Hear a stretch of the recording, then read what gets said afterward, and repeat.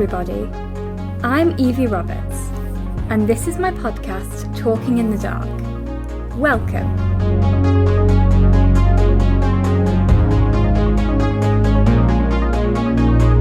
The aim of this podcast is to raise awareness about blindness, visual impairment, and disability in general, in a happy and light-hearted way. For those of you that don't know, I am blind. I was born with a condition called bilateral anophthalmia. Try spelling that one. It basically means that when I was born, my eyes didn't develop properly, so I wear prosthetics instead. The goal of this podcast is to remove some of the stigma and stereotypes around disabilities, whilst also having fun at the same time. Each week, I will be interviewing people from all walks of life, including some with hidden or physical disabilities like mine, and getting to know a little bit more about them and the lives they lead. In this episode, I am very excited to tell you that I will be talking to Pete Corkhill, football coach for the Isle of Man Special Olympics team and football disability ambassador with the Isle of Man FA. My name is Evie Roberts, and this is my podcast, Talking in the Dark. Welcome. Hi Pete, how are you doing? I'm very good, thank you. And yourself? Yeah, really, really good, thank you. Well, I'm super excited to get to chat to you today and hear all about your incredible work that you've done with the Special Olympics and with kind of within the field of disability in general. But before we get into any of the work that you do, how's your day going? Yeah, it's been great so far. Yeah, I've got this week off my day-to-day job. And obviously it's TT week. I've definitely chosen the wrong week to take off given the change in the weather from last week. I was very much in the office all of last week while there was scorching weather outside. Oh God. Yeah, but it's nice to have. I've got some time off with my wife and two kids. So we're going Oh, to try and go lovely. out. Yeah, we're going to try and go out and watch some racing later today. Hopefully it'll go ahead. Oh, nice. Yeah, I mean, I'm realizing that I should probably explain to any of my audience who aren't from over on the Isle of Man what the TT is. Um, Ah, yeah, I just thought that. I was like, maybe people might not know what we're talking about here because I feel like it feels so normal to us. But it is basically, it goes across about 2 weeks of the year. There's the practice week and then the actual week itself in sort of start of June. And it's basically a lot of kind of motorbike races and competitions, and it's kind of what the Isle of Man are known for, I would suppose. But it does mean that for 2 weeks of the year, the island suddenly miraculously becomes a lot busier than normal. But yeah, no, I feel like last week would not have been a fun week to be stuck inside. It was very warm and not the week where you want to be stuck in an office. yeah, it was less than ideal that happening that week. And my wife is also a teacher, so obviously she Mm. had the week off with the kids, and they were out just doing all fun stuff in the sunshine whilst I was at work. It wasn't all bad. I get to go out quite a bit in my day-to-day job, but yeah, definitely chose the wrong week out of the two. Yeah, and as you say, the island gets extremely busy, doesn't it, during this week? I think for anybody, obviously, who's not from here, I think the population goes up by about 50%, does it? 50, Yeah. 60%? And the island's usually a fairly quiet place, isn't it? And all of a sudden, it's Mm. it's quite chaotic. It's brilliant, but it's chaotic, and you can't drive anywhere without having motorbikes on either side of your car everywhere that you're going.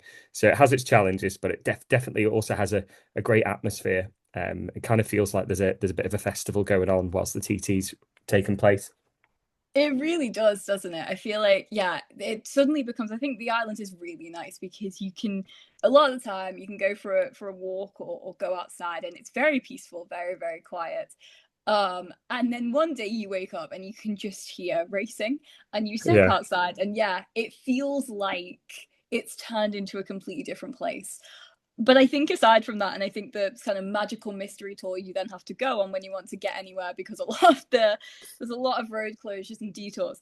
I think it is a really, really nice thing for the island to be a part of. But yeah, it definitely brings a lot of chaos with it, I think. Yeah, absolutely. Yeah, it's difficult to get anywhere. Yeah, very, very difficult. Um, so I guess to begin with, then, I think it's best that we get to know you a little bit more. So can you just start by telling me a bit about yourself? Yeah. Firstly, thank you very much for having me on. I'm absolutely delighted to be able to come and talk to you. I've loved listening to Talking in the Dark the last few months. Um, my name's Pete Corkhill, so I'm 38 years old. I'm originally from the Isle of Man. Grew up in Birch Hill in Onken. Went to Ballacamine High School before leaving off to study social work in 2006 and moved to Nottingham for 13 years. Very much thought that I would never return to the Isle of Man, but then suddenly we had children, and everyone knows when you live on the Isle of Man, you've got family on the Isle of Man, you're surrounded by a massive support network. So once we had kids, the island kind of drew us back, and I can't really imagine us leaving the Isle of Man now, which I never thought I'd say previously. As I said, I studied social work at university in Nottingham, and that's kind of the area that I've worked in since, predominantly working with young people or adults with learning disabilities. I also currently work in the world of adult safeguarding now, but also having quite a big push in terms of trying to make changes within the health service for people with learning disabilities and those that are autistic as well. So I live at home with my wife. I've got two lovely young kids. My little girl is 7, and my little boy is 3. So they very much keep on my toes. And outside of work, I am very heavily involved in the Special Olympics on the Isle of Man as the football coach. So I coach our adults team, so from 14 plus onwards for young people with learning disabilities and those that are autistic, as well as doing some work for the FA as the disability football ambassador, where we are looking to develop a pathway for young people with disabilities to get into and remain in sport, well, football more than anything else. So yeah, that's a little bit about myself. I think it's fair to say that you are a master at multitasking, because the amount that you are able to do, like, how do you have time to sleep is my next question. Because you do so much, and we're gonna cover all of it hopefully in this conversation, and I'm very, very excited to kind of hear all about it. But I think the best place to kind of start is the beginning. And you, like you said, you do a lot of work within the field of disability, and you work with a lot of people with different disabilities. But is there kind of any background as to why you chose to kind of pursue a career in the disability services sector? There is actually, and this is it's quite a good story, this, to be honest. So my late mother, this is before I was born. So my mother was a primary school teacher on the Isle of Man. So she was a teacher at Onken School. I think she also taught at Murray's Road School. I think she had something to do with Fairfield School as well at one point. And this is in the 80s, she wanted to move into the world of what was special educational needs at the time. She wanted to start working with people with learning disabilities, and eventually she wanted to move into the field of educational psychology, which she did. And you can tell the difference in the times, because you would definitely get sacked for this now. But my mum went to see the head of psychology at the time and basically asked whether there was any jobs in the field at the moment, whether there's any way she could gain experience. And she was essentially told there's no jobs at the minute, but there's a woman in Onken who is having a bit of a difficult time with her son. So just go see if she needs a hand to gain some experience. I mean, in the world of GDPR and data protection, there's absolutely no way in this world you'd be given that information or told that now. But actually, it worked out as something that changed both that young man's life, my mum's life, and my life as a result. Because the next day, my mum did go knock on that door, and she met a lady called Edna who had a little boy called Jamie. Jamie is autistic; he has learning disabilities, and my mum actually worked with Jamie until she died. Now this was about, I think, 18 months before I was born that she went round there, knocked on the door, and she met him and met Jamie and worked with the family. Now, when I was born, my mum went back to work after 3 or 6 months. I'm not sure how long, but she asked Edna whether she would consider looking after me during the day while she went back to work. So Edna did that. My mum sort of then, as they become friends, thought he'd be a perfect place for Pete to go, for somebody to look after Peter. So I then just very much grew up with Jamie, with communicating with somebody that didn't necessarily talk to me, like talk verbally, as more of like an interesting and eccentric quirk rather than anything that necessarily held him back. Because whilst he can't have an in-depth, long conversation with me, he's more than adept at letting me know when he's delighted, and it's very evident when he's not happy as well. Um, so I think growing up with Jamie, he kind of became my oldest, and like my closest friend in the process. Me and Jamie are still very in touch now. I was round, his house the other day, talking to his mum and dad. We've remained close friends throughout because I was there all day, every day when I was a baby, and then even when I went to nursery and school, I was there first thing in the morning and then straight after school as well. So we very much grew up together. He's about 3 years older than I am, and we've watched each other grow up. And I've just as much as I'm sure I've taught Jamie some things, I've gained some huge life lessons from Jamie. And I credit him in every interview that I ever have for a job and every training presentation I give on learning disabilities and autism. He has, without a shadow of a doubt, changed my life for the better, and almost everybody else that he's come into contact with. He's an absolute bundle of joy. He's got a huge personality. He has a cracking sense of humor, and laughs at pretty much the same things that I laugh at as well. So Jamie definitely sort of the first sphere of influence in that.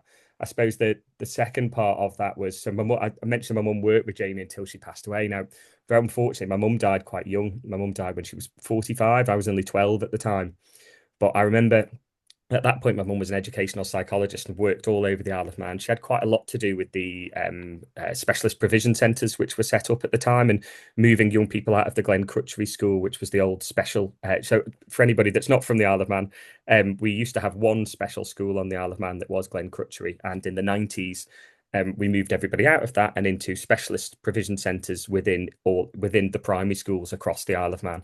So my mum had a lot to do with that. Now, when she passed, I kind of saw the huge impact that she had on the community throughout the Isle of Man. The sheer volume of people that got in touch, the sheer volume of people at a funeral that spoke about kind of the difference that she made here, and the what help that she gave them, and the help that she gave in terms of people's understanding of autism and learning disabilities generally.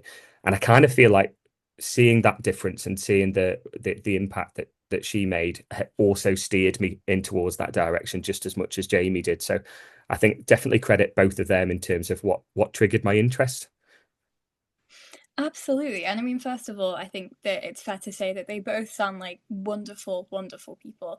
And I think, yeah, it's fair to say have had a kind of quite a significant impact, I would imagine, on what you do, but in very different ways. But I think what stuck out to me there was kind of what you were saying about you grew up with Jamie, and he was kind of just a part of your childhood.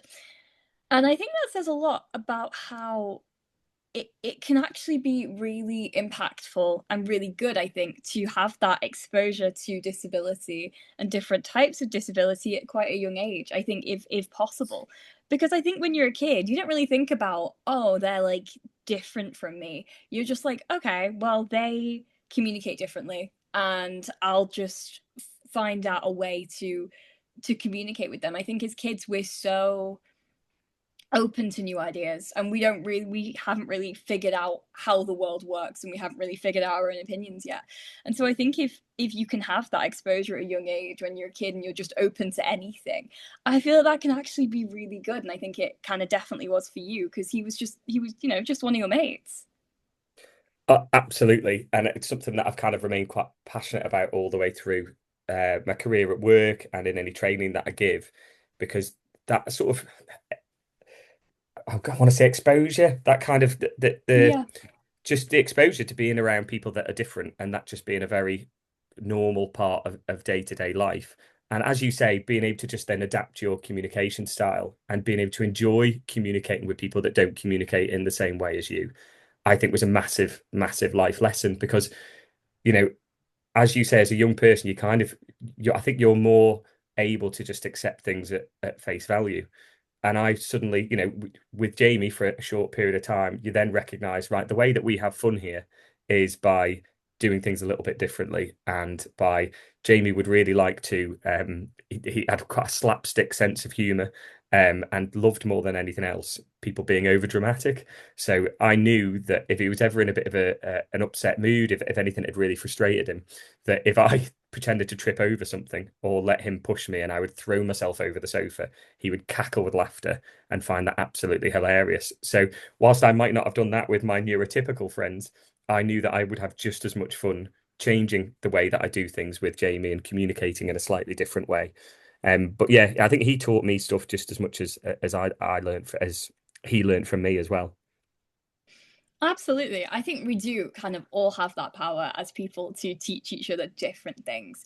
I think no matter what kind of background you come from, the ways in which you communicate, the things you like, the things you don't like, I feel like we all have that power to teach each other things. And I think that's kind of one of the reasons I love this podcast, because I think the more people you get to interact with and the more people from different walks of life and who have different stories that you get to meet and you get to talk to, I think you can learn something from everyone. Absolutely, you can definitely learn things from everyone. I think that's that's one of the brilliant things about working with and being around people with disabilities, because it's such a varied bunch of people that you're going to meet. Mm. I remember meeting one autistic man once, and he pointed out to me, he said there are less similarities between two autistic people than there are between two neurotypical people, and that's something I've always taken a great deal from too. He says we're all so different with our own unique profiles, and we all need such different things.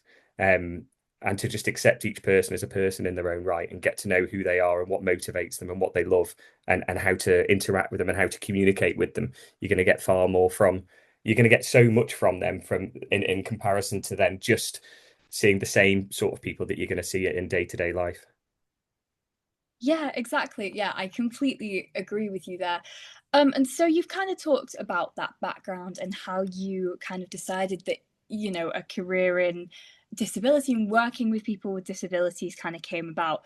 And you mentioned that you, like you say, you grew up over here, but then you moved away. And I believe that before moving back to the island, you spent over 10 years working at a respite facility in Nottingham.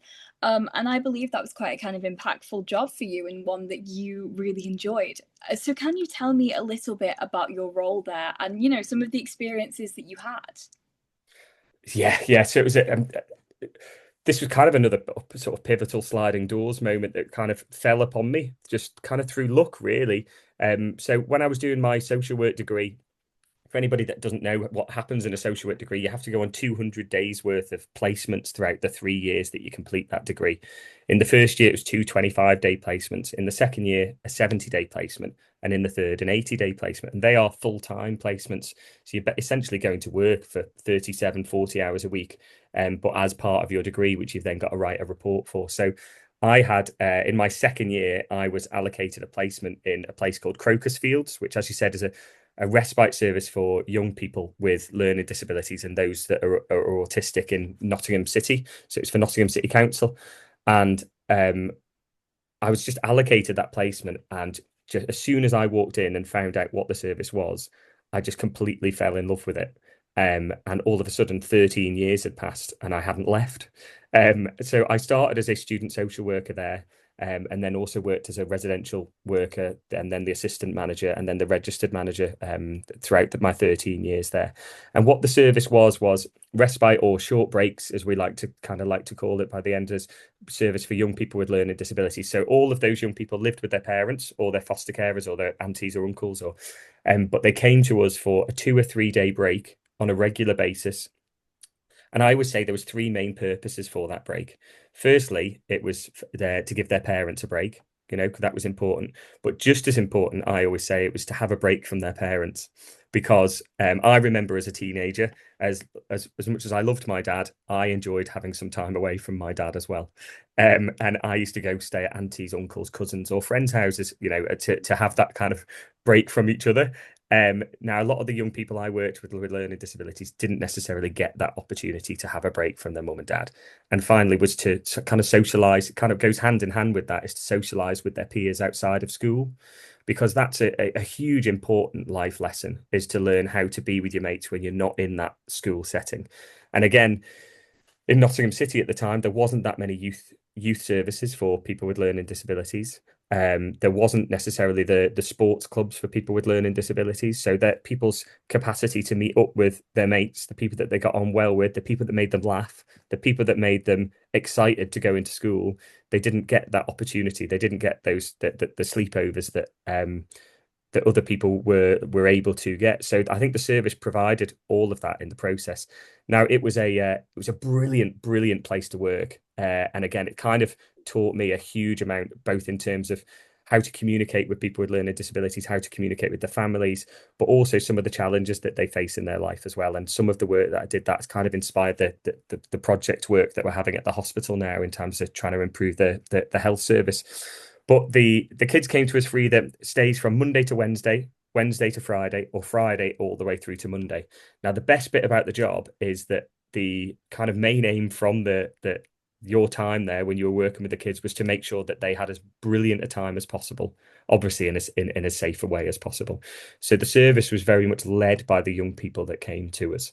So it was we had a brilliant registered manager when I joined, a guy who had a proper vision and some brilliant AUMs as well that very much set the tone in terms of what the service should be. So the young people, as I said, were at the centre of it. So we did all sorts with them. So I remember on one of my first placements, when on my placement there, suddenly we were at Splash Landings water park at Alton Towers, and then we were at a theme park somewhere, and then we were at the cinema, and then we were swimming somewhere. And I remember thinking, I'm actually getting a university degree out of doing all this stuff with these young people. I was offering them life experiences that they might not otherwise be able to get. And when I finished my placement, they offered me some bank work there as a residential worker. And that's when kind of my work there started, and worked there from 2007 to 2019. But throughout my time there, we also did residential holidays. So we took the young people on canal boat holidays, or to Outward Bound holidays, or we took them to music festivals as well, where we camped for 2-3 nights, where again, that might not have been an opportunity that they'd have been able to have otherwise. And music festivals are one of my favorite things, as is we'll cover later, the football. And so many of the young people that came to us absolutely loved football, but didn't necessarily get the opportunity to go. So we very much made it our mission to make it, nothing was kind of out of bounds when it came to what the kids wanted to do. And I think that's one of the things that I loved so much about it. I remember we also found there was a young man. It was a young man, and he was a wheelchair user. He had quite significant communication difficulties. He wasn't necessarily able to communicate verbally to each other. But for a number of months, he kept pointing at himself and kind of actioning out an aeroplane like this. And we kept, we were talking about planes, and we were pointing them out in the sky, and we'd look at them on the computer. And then we had a brilliant staff member called Callum, who found a charity called Aerobility. And it's a charity specifically designed to enable people with disabilities to be able to fly an aeroplane. And Callum got in touch with that charity, and then he facilitated him going to be able to fly that aeroplane. And it was just such an incredible moment. It was a dual control plane, so obviously safety mechanisms in place, but that came from us regularly having young persons meetings and finding out what the young people wanted, and not necessarily putting a limit on anything that young people might be able to do just because of their disability. We kind of championed that notion of person-centered planning. I don't know whether have you ever heard of the magic wand question, Evie? No, I haven't. So in person-centered planning, I use this question actually a lot in adult safeguarding as well. It's called the magic wand question. So you say to somebody that you're working with, look, we've got a magic wand and we can achieve absolutely anything that you want together. What would you like to achieve? And actually, it's a really powerful question to ask somebody, because I find it elicits one of two responses.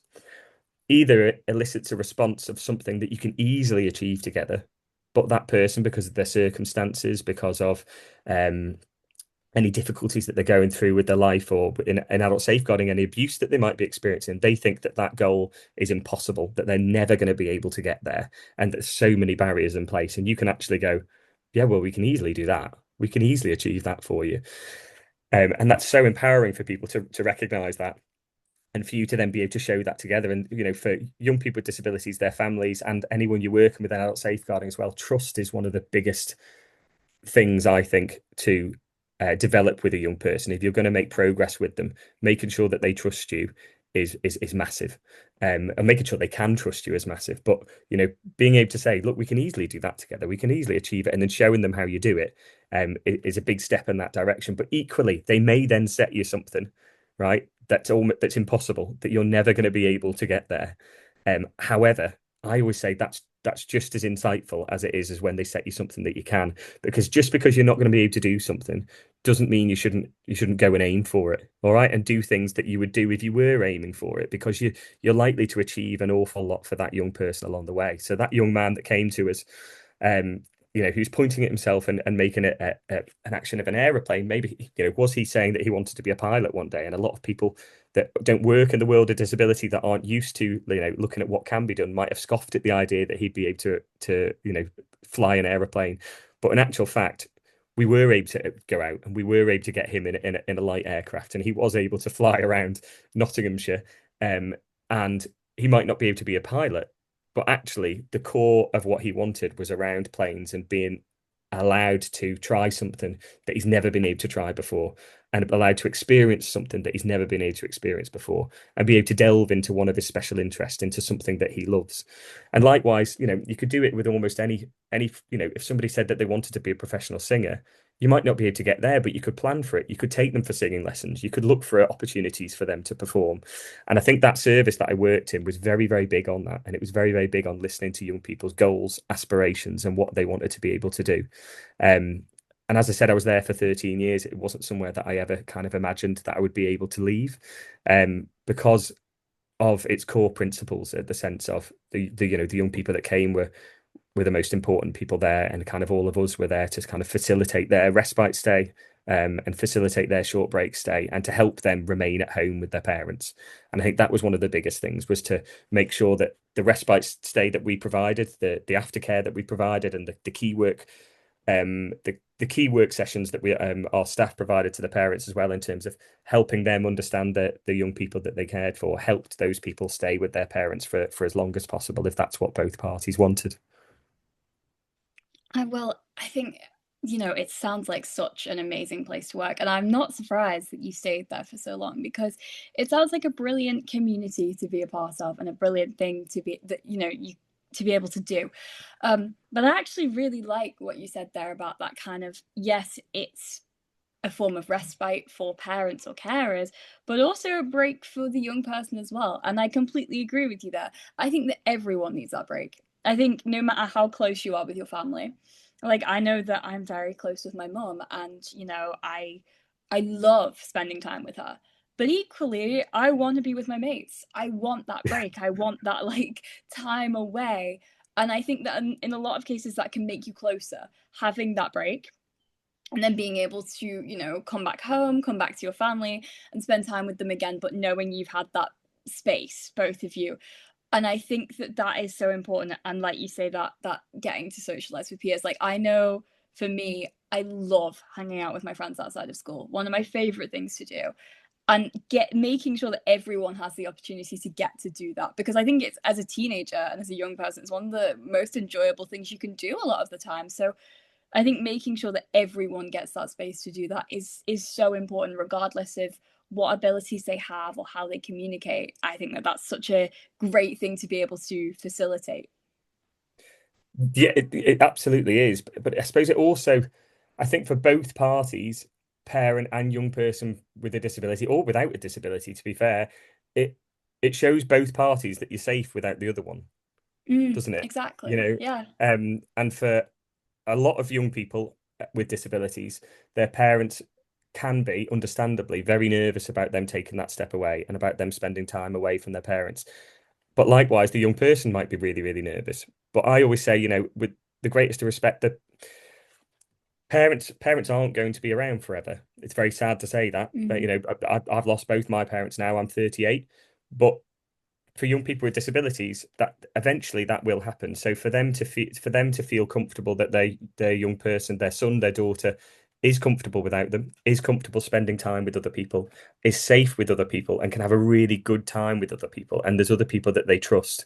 But likewise, for that young person or that adult with a disability, knowing that they're safe when the most important person in the world isn't there is just as an important life lesson as well, isn't it? But as you said, you know, and I would probably say the same thing. Some of my happiest times is when I'm being really daft with my mates, when I'm talking absolute rubbish with my mates in a way that other people wouldn't even be able to understand because there's so many in jokes and there's so many references to things that have happened in the past. And people with disabilities are kind of exactly the same. They have really, really strong friendships and really strong connections with other people that more than anything that they just want to maintain. And I think kind of we are in a lucky position on the Isle of Man with our geography and how and kind of how small the island is, because a lot of those young people I worked with in Nottingham, where they would come to us for a respite stay, for a short break stay, they'd go to school and they'd develop those friendships. And we really try to encourage people to stay in touch out of that. But Nottingham's a really big city. So naturally, they would leave those children's services and those people that they've grown up with, they might never actually see again. They might not get that opportunity to continue to socialize, continue to be daft, continue to take the mickey out of each other over stuff. And that's, that's really, really sad. That those friendships suddenly stop, not through a want or a need or a breakdown in that relationship, but literally due to accessibility and due to the fact that the certain budgets might not allow one young person to go to one service and another young person goes to another. Whereas the Isle of Man, we're a relatively small place, being able to stay in touch with each other and being able to go to the same activities, the same sports clubs, is kind of invaluable. Or being able to meet up or being able to travel safely across the Isle of Man is something that we didn't necessarily have in a really big city. And I kind of hadn't really even reflected on that until I'd moved home and been here a number of years. Oh yeah, I very much agree with you that I think we are really lucky over here, because I think the most you're going to be away from anyone or anything is like half an hour, 45 minutes at a push. So like it's very easy to stay in touch with people even if they live kind of on the other side of the island to you. It's very easy to get to people a lot of the time.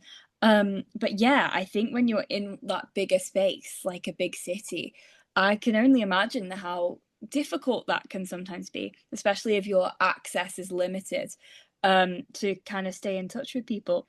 But I want to kind of circle back to what you said just before about building that trust, because I think that that is so vital as well. I think in any relationship you have, in any working relationship, I think trust is really important. But I think if you are working with someone with a disability, or if you have a disability yourself and you're working with someone, I think that can a lot of the time kind of go up tenfold, because you are maybe more vulnerable and you maybe need more assistance with things and more help with things. So I think knowing that you can trust someone is so vital. And like you say about for those young people, knowing that they are able to have that independence and that ability to be away from their parents or their kind of central caregivers and still be safe and still trust the people that they're around is, in a way, I would suppose, kind of quite freeing as well, knowing that they are safe around other people and they have that trust there. Yeah, definitely. And what we would often see was almost the young person act in a not in a very different way to how that they would act at home. We would often see parents come and have a look around the short breaks facility that we had, and I'd give them a tour, and we'd go in the bedroom, they'd say, oh, just we'd show them the bedrooms, and they'd say, oh, just to let you know, he won't sleep, he doesn't sleep at home, and he's going to be up all night. And we used to say to them, do you know what? Don't be surprised if he somehow sleeps all night here. And they'd say, never, never, that's never going to happen. There's no way that's going to happen. He only gets 2 hours a night at home. And I'd say, yeah, I know, but just from experience, just watch somehow that they'll get more here than they get anywhere else. And I'm not quite sure why that was. I don't know whether it was because some of them were a lot busier than they would normally be, whether it was the sense of we had 7 children on one side and we had 4 children on another. And kind of we all followed a similar routine. They would come in, then we might have a snack, we'd go outside, we'd have our tea, then we'd go out and do something all together, some sort of activity, then we'd all come back together, and then we'd start to settle down. There was that routine of then getting everybody ready for bed, particularly if it was a school day the next day, and kind of everyone just sort of sensed that, right, well, that's what that person's doing, right, I'll kind of go along with this.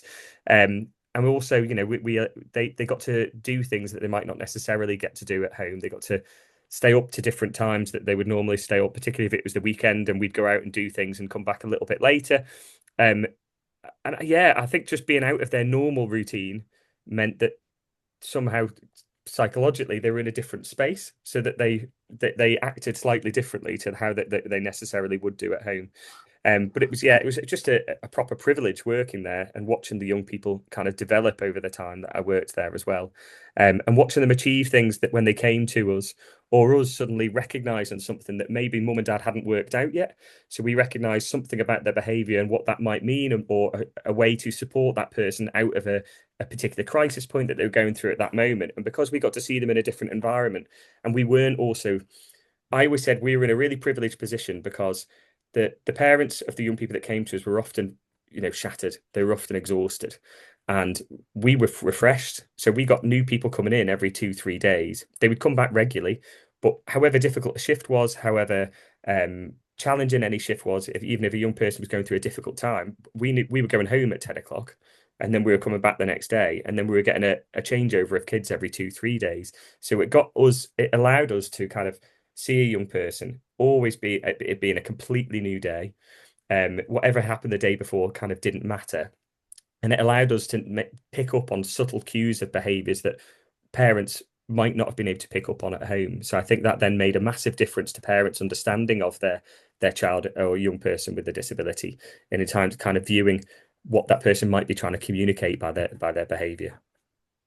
Exactly. And I think that would, like you say, I feel like almost help parents kind of get to know their children a little bit better in that way, having that different pair of eyes and having that different person who, like you say, isn't as shattered. Because I think when you've kind of got that almost like permanent brain fog where you're noticing things, but you may not be picking up on the more subtle, smaller things. But having someone who's able to do that for you and able to feed that back to you is actually, I would imagine, quite a kind of impactful thing in allowing a parent to like maybe get to know their child a bit better. And I hadn't maybe noticed that about them now, but now someone's pointed it out to me, like they can then use that to their advantage, and maybe be able to communicate a little bit better with their young person. Yeah, so we had a key worker system where I worked. So each child that came to us, we had between 70 and 80 kids that came on a regular basis. And we ended up extending the age range up to 25 following some changes in the Children's Act and some agreement from Ofsted. So we had an adults group as well as a children and young persons group. Excuse me. So the key worker system, each family was allocated that key worker. So that they were the key worker to the children, but they were also the key worker and contact point for that family as well. And what we'd said is that key workers would have to do home visits, they'd have to do school visits, as well as developing their care plan and making sure that they were spending, time with the young person when they came in. So I think having that key worker allowed the parents that, that contact point, but also they would then be in charge of developing their care plan, talking to the parents, looking at what are the most important areas that we look to try to teach this young person, but also kind of provided the parents with a bit of an insight into what things might mean when they are, as you say, really exhausted with brain fog, where they might not necessarily be able to see the wood from the trees. Those key workers, kind of one part of their role was helping the parents in terms of helping them understand the behaviors of the young person has and what the future might look like for them as well. And also trying to dispel fears as well, and anxieties about what that young person might be able to do, what they might be able to achieve. And goal setting too. We had so many young people that came to us that were desperately wanted to be able to travel independently. And I use this example in adult safeguarding as well when we're talking about proportionality. So I always think, as a young person, all of us took risks, right? All of us, every single one of us took risks growing up. And yet for people with disabilities, so often professionals don't want to allow any risk taking from young people. But risk taking, it's kind of fun, isn't it? Right? All of us learn from taking risks, and risk taking is really fun. And and until we take risks and get stuff wrong, none of us learn anything. And that's exactly the same for people with disabilities. And we had a young guy that came to us and he was desperate to use the bus independently, absolutely desperate to use it. Now his parents were very, very anxious about him necessarily using the bus, really didn't want it to happen, but we did extensive work with them around how we'd slowly give him independence around using the bus, to the point of somebody went on the bus with him, then they sat in a different seat to him, and then they traveled separately to him. We'd follow the bus And I remember one young person had managed to travel independently on the bus, and then he was able to travel independently when he left us. He was just going into town to pick up a game and have a McDonald's each Saturday. But shortly after he was sort of kind of given that almost bus rider's license, he then had a bit of an issue in town where somebody had asked whether he had any spare change, and he'd given him all the money that he had on him. And then he got lost, and he rang his parents in a bit of a crisis. But people's reaction to that was, oh, we should never have been able to get the bus. He's never going to be able to use it again. In actual fact, we always look at how proportionate is that to the actual risk? It's not. What we need to do is just a little bit more education work around what he does when he gets himself into a bit of a situation. So he was then able to use the bus independently. So it's stuff like that that was kind of really impactful where I worked, where we didn't necessarily see young people getting stuff wrong as a reason why they should never do something again, but actually where a little bit of extra education might need to be put in place. Yeah, absolutely. And I do think that that is a really good kind of attitude to have and a really good way to look at things. And I think overall, like I've said, it really does sound like a brilliant place to work and a brilliant thing to be a part of.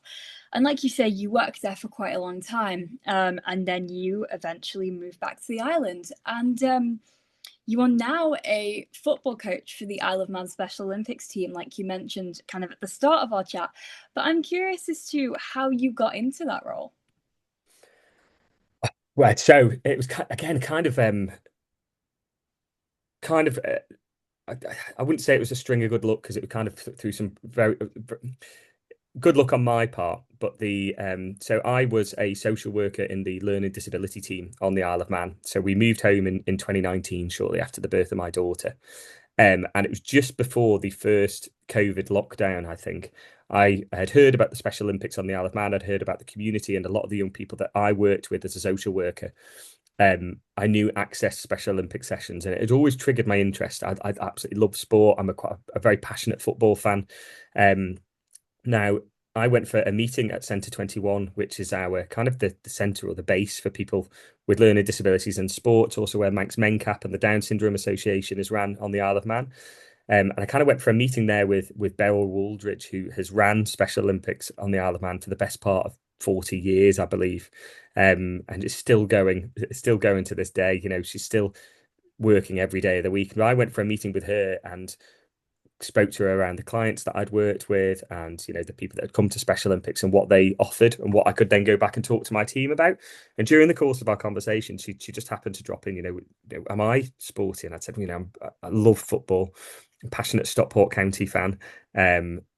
Sadly, I'm not blessed with a huge amount of skill in football, but I know a lot about it, and play five-a-side each week. And she'd kind of just mentioned that there was an opportunity to get involved in coaching of the football team, because the coach had been involved for many, many years.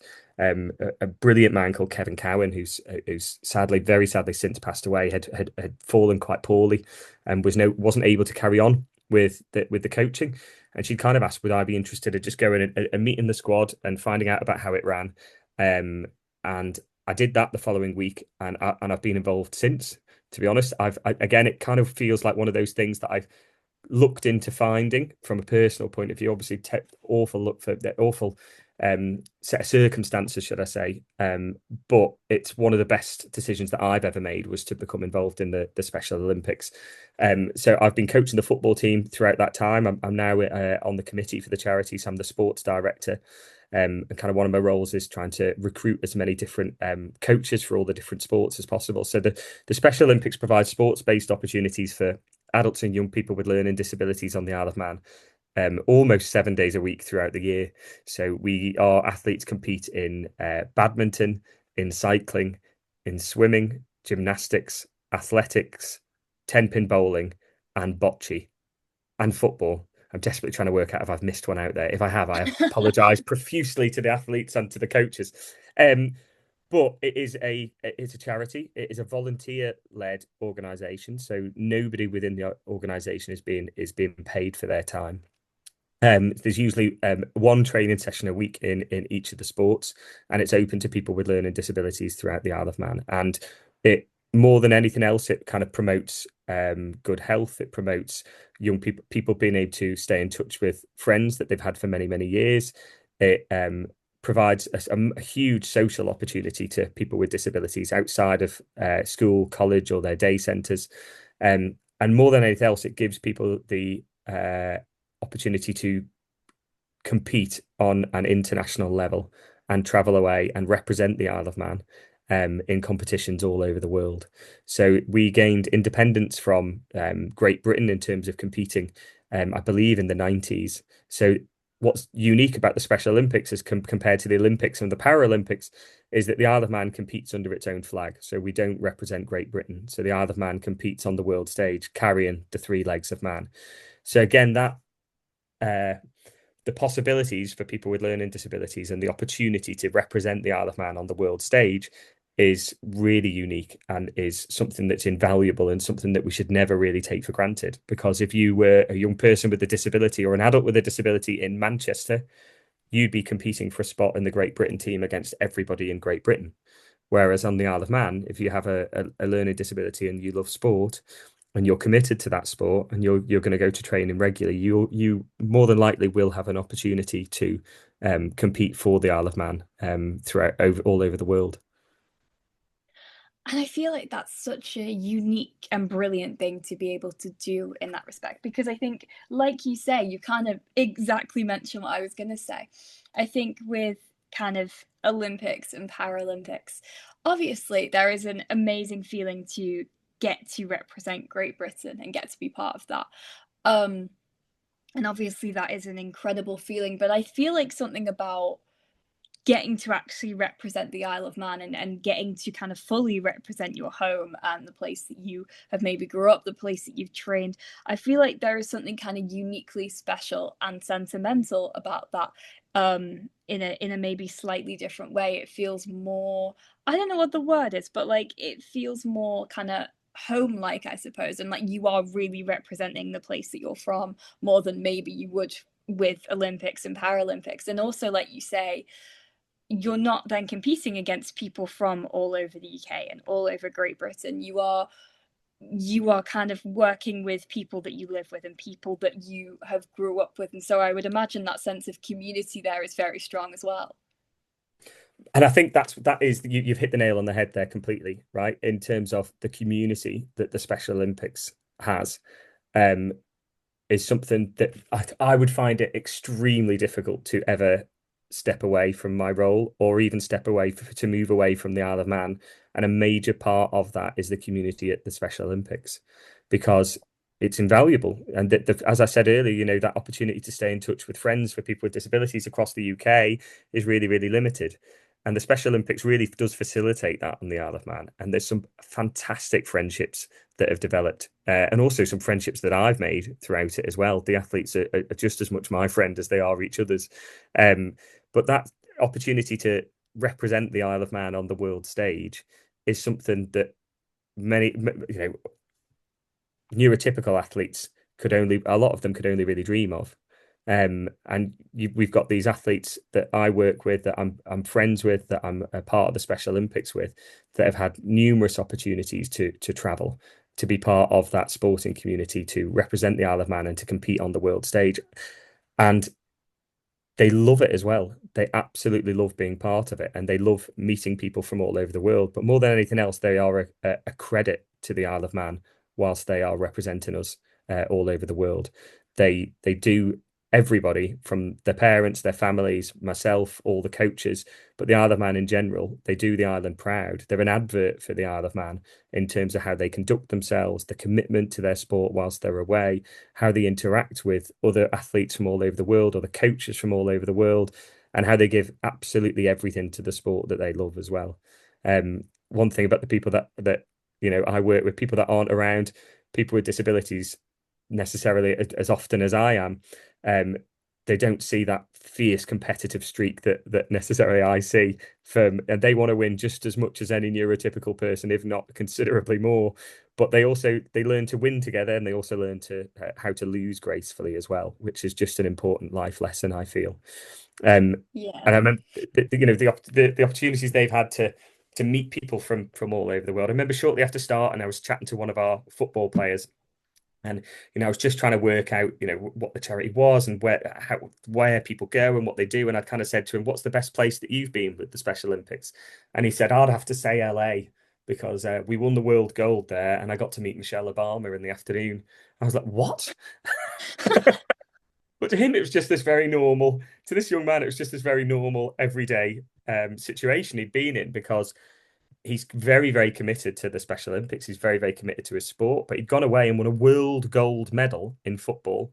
I think they beat Japan in the semi-final, and I'm going to say Italy in the final, but I wasn't involved then. It was a long time ago. Kevin, the old coach, as I say, I think he managed to get the football team winning 3 world gold medals during his time. So his influence has been seismic, and his influence and his family's influence on the charity has been seismic as well. But yeah, that young man I got to meet Michelle Obama in the afternoon. My head was just completely blown off, and it wasn't really, I still didn't properly compute just what a huge thing the Special Olympics is all the way throughout the world until I traveled to my first competition. And we were there walking out for the opening ceremony to a stadium in alphabetical order of all of the countries. And we're walking out in this stadium, and there's this huge crowd, and our athletes are there carrying our flag, waving to people in the crowd. Nothing really registered in me. It just what a massive thing this was until that moment came. And I imagine that was quite a pivotal moment as well, because obviously I think, like you say, you'd sort of processed it beforehand during training and stuff. But I imagine that was such a pivotal moment for you in realizing actually how much impact this has and how much of a big thing this is and what it means to so many people. But I do really love the casualness of that young person just being like, yes, I've been to LA. Yes, we won a Yeah. world gold. Yes, I met Michelle Obama. I love that. I love that so much. And I think I really do respect that. I really do. But I think that actually says a lot. The fact that he was able to just say that casually and be like, yes, I've done this. Yes, this was a thing in my life that I did. And be able Yeah. to kind of talk about that and talk about that so casually. I think it actually says a lot about how much the Special Olympics have done and how many experiences they've given people that he was so super casual about that. And like you say, you guys have had lots of opportunities to travel to different countries and lots of opportunities to compete.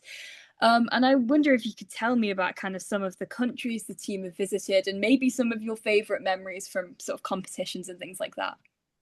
Yeah, so as I said, the first place I went was shortly after, it was the first trip after COVID. So obviously I started coaching the team in 2020. Um, and we weren't able to travel then for a couple of years. So the first place we went to was the Malta Invitational Games.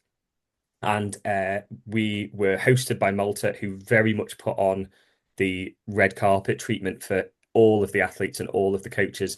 We were put in a hotel that the president of Ireland had been to on his holiday the week before. And that was all paid for by Malta and by the government. And there was 1,000 athletes with learning disabilities within that hotel, and all of their coaches as well. So it was just genuinely magical. All of the athletes were walking around from all the countries. Everybody's in the tracksuit from the Isle of Man. We've got Italy over there in the corner. We've got there was the US team on another corner, specifically Texas. I think it was their state had come. Then we had nearly all of the European nations, as well as some athletes from China too. And yeah, everybody's there in this hotel together. And every morning, a bus arrives for all of your sports. The organisation was just out of this world. You'd be taken off to your sport, and you'd compete for the day. Then you'd come back.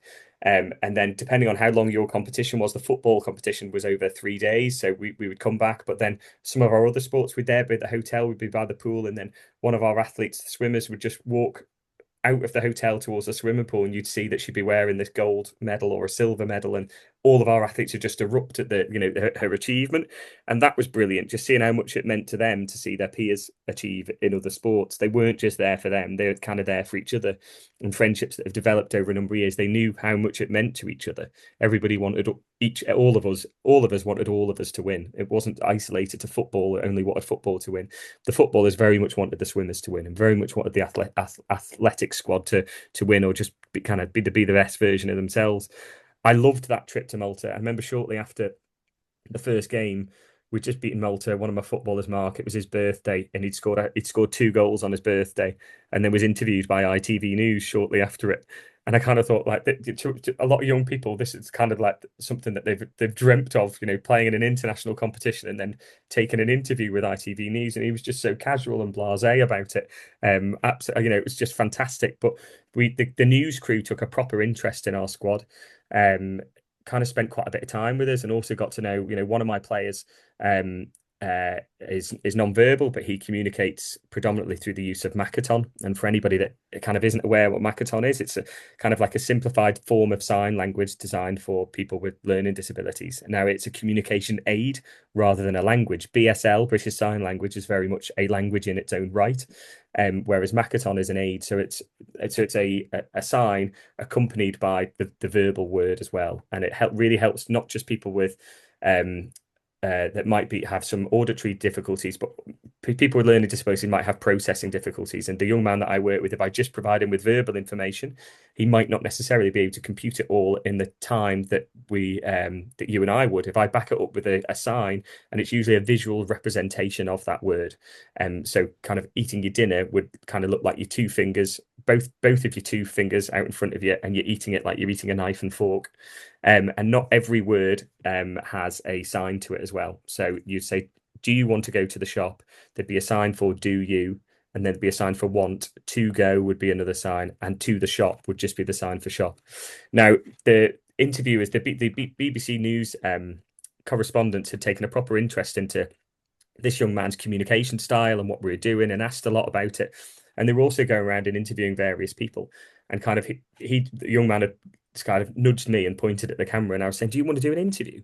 And he said, yeah. He indicated he'd absolutely love to. And I went and spoke to the BBC correspondents, and they were like, we would absolutely love to do that. And I said, look, I will translate whatever you're saying, and then he will sign, and then I will sign back. And they did a whole feature article on him, all around the communicating in a different way, and communicating through Makaton, but also what the Special Olympics meant to him. Now, that for me was one of the best things that I've seen whilst I've been away for Special Olympics, because all of a sudden, the way that he communicates, his unique style of communication, was recognised, it was seen, it was celebrated, and it was one of the most watched videos on BBC, I think, that week. And for that young man, that meant a huge amount. And he still shows it people now, and I still show it to other people now. So that opportunity to be celebrated in that way, and to be able to say, look, this is who I am, this is how I communicate, and this is the sport I love, was something that was really invaluable. It was kind of not something that he's able to do every day. So we've been there. So we're also got a very close relationship with the Gibraltar Special Olympic team. They're another small island. They're also they hold their national games on an annual basis. And we get invited to their national games. So I've been there three or four times, and again, they always really look after us. And again, the friendships that have developed between our athletes and our coaches, and the Gibraltar athletes and the Gibraltar coaches, is something that's been really lovely to see as well. Our athletes, I stay in touch with them. They speak on a regular basis. Some of them have even been over to the Isle of Man just on a holiday, and then come to our training session and joined in with football. Personal highlight, I saw the footballers win a gold in Gibraltar. That was very, very special. I've also been to some of the small nations tournament, one in Liechtenstein. So our athletes went there. And again, the opportunities, that you're the young man met Michelle Obama while we're at Liechtenstein. We met the Princess of Liechtenstein, which I understand is like their head of state. And we just went round to her house for dinner in the evening.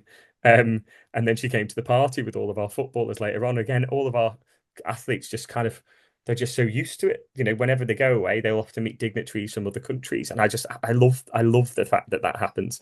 As well as that, we've been to a Champions League tournament in Belgium as well. And then we've for all of our other sports as well, our bocce players have recently been to Liechtenstein. Our swimming squad regularly go to the northwest of England. The World Games, which happens every 4 years, is kind of the pinnacle, I suppose. And we sent a really good squad away 3 years ago to Berlin, and we came back with a great number of medals in the various sports. Unfortunately, we didn't get a football team allocation for that one, and we are planning for next year. A group of our athletes are going to Chile So we've got allocations for athletics, we've got allocations for swimming, we've got allocations for bocce, and gymnastics and cycling as well. So they will be going to South America next year, which again, that's just an incredible opportunity, isn't it? You know, to go to Chile to compete on the world stage. Again, we haven't got a football team, but you know, we get a lots of opportunities throughout the year. We're going to Sweden later this year for their national games as well. So it's very, very busy. We are completely reliant on, you know, charitable funding, charitable donations, and our athletes are part of that as well in terms of fundraising all the way throughout the year and thinking of different ways that we can fundraise all the way throughout the year. We're very well supported from some local organisations, and you know, the Manx public. That's for anyone who's not from here. Manx is people from the Isle of Man. The Manx public are extremely generous, and without them, we wouldn't be able to give these opportunities to the young people and the adults that come to the sessions. I mean, it just sounds like such an incredible, incredible thing to get to be a part of for everyone involved. And like some of the things that you guys have experienced and some of the things you've been able to do. I mean, just listening to you talk about that, like it's such an amazing thing to be a part of and to be a part of that community. And you actually kind of gave me the perfect segue earlier on there, because one of the things I did want to talk to you about was communication. And you gave me the perfect segue by talking about Makaton there, because I imagine that working with people with a variety of disabilities, I feel like communication and different levels of communication and different forms of that must be quite a core skill. I would imagine in making sure everyone has the same experiences and the same, level of things that they are able to do. And I would imagine that communication must be so important within that. Absolutely. Communication, I think, is the core skill, really, when you're working with people with disabilities. Communication, and being able to just be natural, and have a good time with people. But I bring back the lessons I learned around communication all come back to growing up with Jamie. You know, growing up around him not necessarily being able to have that long, in-depth verbal conversation with me, but that just kind of just being a difference that he had, and something that I needed to adapt in myself, in order to be able to communicate with him. But you're right, when it comes to the football squad, we've got a massive range of abilities in that squad. We've got young people that are verbal, young people that aren't necessarily verbal, like that young man, some people that have a very literal interpretation of language, some people that are able to converse verbally at length, but might not necessarily always pick up on sort of some of the subtle cues of communication. So you have to be very, very clear in what you're saying, and make sure that with some young people as well that might have processing difficulties. I have, as your listeners may have picked up, I have a tendency to talk quite fast. I talk a lot sometimes. Sometimes I need to be encouraged just to slow down a little bit and adjust my communication. And as well, you know, those 13 years that I spent at Crocus Fields in Nottingham was a big part of that as well. And one of my colleagues who was there, I remember, we were working with a young man, and he was about to come in, and he told me, look, he processes things. It takes a while to process stuff, so kind of only ask him one question at a time and just be comfortable with that silence and just wait for him to respond. But that's not necessarily how we're used to communicating, is it? You know, we sometimes we ask a number of questions without even asking for an answer, or expecting an answer. And he came in, and I was only 20 at the time, but he came in, and I think I'd said to him, hello, mate, you all right? Do you have a good day at school? Do you want to give us your coat and we'll get you some dinner? And I could see he was just sort of stood there overwhelmed. And that my manager at the time, who told me, look, he processes stuff at a different speed, was just sort of shaking his head at me, almost laughing, just going, what have you just done? Like, you've asked him 4 or 5 questions all at once. But again, I think it's sometimes for recognizing that we do stuff as neurotypicals that we don't even realize. And that until somebody points it out to us and says, you've just asked 4 questions in one, until somebody points that out, it's difficult to be reflective on it, isn't it? Because the kind of natural ways of communicating that have built up over tens, if not hundreds of years through evolution, things have changed, and we've just got to be told very bluntly, you're not communicating in the right way for this person. You need to do things a little bit differently. And going back to Crocuses, that was one of the things that we prided ourselves on when I worked there, was that being comfortable with challenge, being comfortable to challenge other professionals, but more than anything, being able to be challenged yourself, be able to look at how you dealt with the situation and question, did I do everything right there? What did I do that made that situation worse for that young person, rather than necessarily putting everything at that young person's door and saying, they've got upset, they might have hit out, they might have broken something. Well, hang on, what did we do to cause that in the first place? What did we get wrong in that process? Because there's always something that you could have done differently as a person supporting somebody else when they are struggling. So we really encourage that. And I think I kind of encourage that within the Special Olympics as well, in terms of if anything ever goes wrong, if anybody's ever upset with something, I kind of look inward and, what was the session like? How did we communicate that session to everybody else? Is everybody enjoying it as much as they should be? Do we need to adjust it very slightly? And I think having those kind of beliefs and core skills is kind of integral to anybody who's going to be stepping into this field. But it is something that can be taught. I don't want to put anybody off from coming and coaching disability. It's a fantastic thing to be part of, and we always need more people expressing their interests, getting involved and supporting the children and adults that are wanting to be able to get into and remain in sport. Absolutely. And I mean, yeah, I genuinely, I feel like I've said this about 3 times, but it does sound like such a brilliant thing to get to be a part of. And yeah, I think that kind of just working out different ways of doing things and slightly adapting the ways that you do things for different people so that they, have the same experiences and get the same enjoyment out of it. I feel like that is the core of it, really, and something that I think makes the Special Olympics a very, very special thing. But I believe that, as if you're not busy enough, you've also taken on the role of Football Disability Ambassador for the Isle of Man FA. So can you tell me a little bit about this role and kind of, what its aim is? Yeah. So I about 18 months ago, an opportunity came up to become a disability football ambassador for the Isle of Man FA.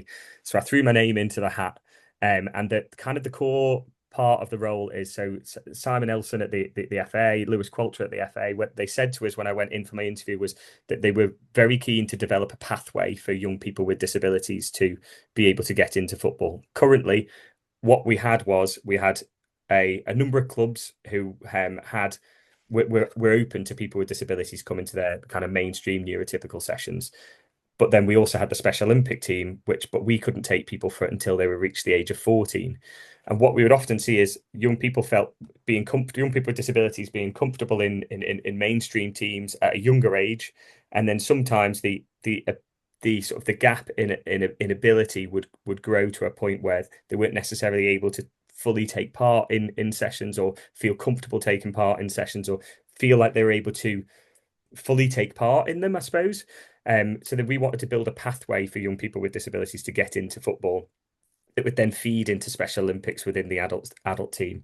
So kind of the first part of that was to set up a young person's group. So it's called the Comet group for 5 to 11-year-olds with learning disabilities. So we set that up. I'm going to say we're almost at our 2-year anniversary of Comets being running on the Isle of Man, which is, I can't believe how fast time has gone. So that is a pan disability group for young people between the ages of 5 to 11 that's run every week at Centre 21 on the Isle of Man, and there's £1 per session. And if people want to get involved, they can get in touch with us. But the next part of that kind of is being the bigger crux of the work that we're doing. So we applied to the FA in the UK, in England, for some funding to further develop that pathway around disabilities football and people getting involved. And what I kind of picked up and recognised through my conversations with people was that one of the biggest barriers for people on the island to get into sport when you've got a disability is the fact that nearly everything is Douglas centric. Okay, Douglas is obviously the capital of the Isle of Man. Nearly all sports and activities were in Douglas, and so if you wanted to be part of any kind of disability session that was running, you would have to travel to Douglas. Now, some people with disabilities parents might not have a car. Other people with disabilities that parents might not be able to take them for that 1 hour session. We spoke earlier on around some parents might be extremely fatigued, might be exhausted, and the idea of traveling sometimes half an hour, if you're from right down south or right up the north, or even from Peel, sometimes can feel could have been a potential barrier. So our vision was to create four. Ideally, we want at least four local disability groups that's offering football sessions to people with learning disabilities across the Isle of Man. One in the north, one in the south, one in the east, one in the west. But as well as that, I kind of didn't want them to just be. We didn't want them from the FA. We didn't want them to just be disability groups. We wanted them to be part of our local football groups on the Isle of Man, almost like just another branch of what the football clubs are doing. So quite like they have a men's team, they have a women's team, they have a under 16s team. We wanted them to also have disability sides too. So those young people as well would then be hopefully going to school in their Onken tracksuits, in their Peel tracksuits, in their Russian tracksuits, in their Ramsey tracksuits, if any, Colby tracksuits, rather than necessarily just a disability tracksuit. They were going to be part of that club as an equal part of that club to every other team there. So we did a piece of work kind of approaching different clubs. Onken were the first to kind of express an interest. I believe Onken had actually expressed an interest before this piece of work had been done.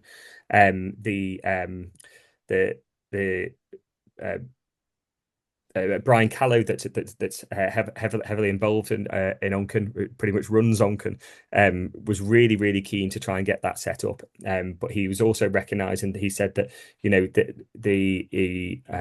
if there's any way that the FA can support them to find coaches that had a background in disability. So we then did a piece of work, and we recruited two coaches in Connor Thompson and Ben Melling, and we brought them on board. And the Onken sessions have now been running for just over a year, and that has been a fantastic success. And it must be said, Onken and Brian have heavily invested in the club, and they have all the kids. Young people are kitted out in tracksuits. All the kids are kitted out in the same Onken kits that their neurotypical peers would be kitted out in. And we've also had interest from a club set up that's ran by Peel Football Club, and that's ran during the daytime, during the school day currently. And currently that's providing football sessions to just those young people in the specialist provision centres. And they're looking to expand that from July onwards to young people with disabilities that aren't necessarily in the specialist provision centres. So Peel are the second. Colby have expressed a strong interest. I've been for meetings with them. They are currently on the hunt for some volunteer coaches.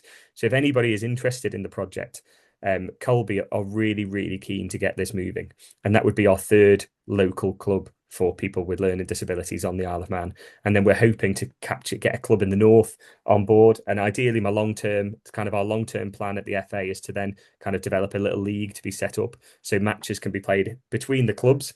Predominantly we're looking at either a 3v3 league or eventually a 5v5 league, but we've got a 3v3 pitch that's been funded through the FA in the UK as part of the Journey to Inclusion programme. We really think with that 3v3 format, we'll be able to have almost a number of different sides within each club, and we can base it on ability. So when we go away with the Special Olympics, Evie, we go through something called divisioning, where I fill out a spreadsheet in terms of what every player can do. And then all the other teams do that. And based on the average ability of each squad, we're then put into a different competition to make sure that kind of people are competing on parity with each other. Now, if we have a 3v3 league on the Isle of Man between those 3-4 clubs, each club could potentially have 3-4 different sides. And then we can play regular competitive games against one another. And that's kind of the long-term aim of the role with the Isle of Man FA. The buy-in though that we've had from Onken, from Brian or Cliffy through over at Peel, and the coach Dave Chapman at Peel, has been really humbling and really uplifting, because it's not just been myself or the Isle of Man FA saying that this is something that we want to do. It's been the local clubs seeing the intrinsic value of people with disabilities being a part of their club. That's kind of been the most uplifting part of it. We often talk in the disability circles, don't we, around what does proper inclusion mean, and around acceptance within neurotypical society. And I think I've kind of found that through disability sport on the island, and the value that I can see Brian's face from Onken. Brian's face lights up when he talks about the disability group that he's got running at Onken. Likewise, Dave Chapman, who's coaching out at Peel, absolutely loves every second of it, and the teachers at QE2 are really, really enthusiastic about it.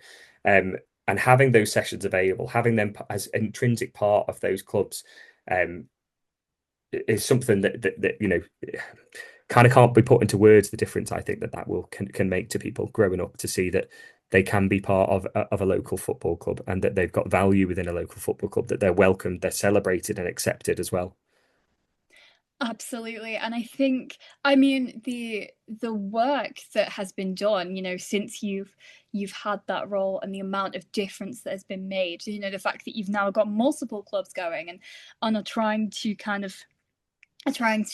found more within that, and the fact that the groups that you've currently got going are doing so well, I think it really says a lot. And I think it's such a brilliant thing that in that short space of time that you've had that role, that so much difference has been made and is continuing to be made. And I wish you the very, very best of luck with kind of the long-term aim of that and any kind of future projects, because I think that if it's made so much of an impact already, I think the amount of impact that it will make in the future as well will be kind of astronomical. So I wish you the very best of luck with that. But my final kind of question for you is one that I actually ask all my guests, or at least most of them, and it's one of my favorite questions to ask.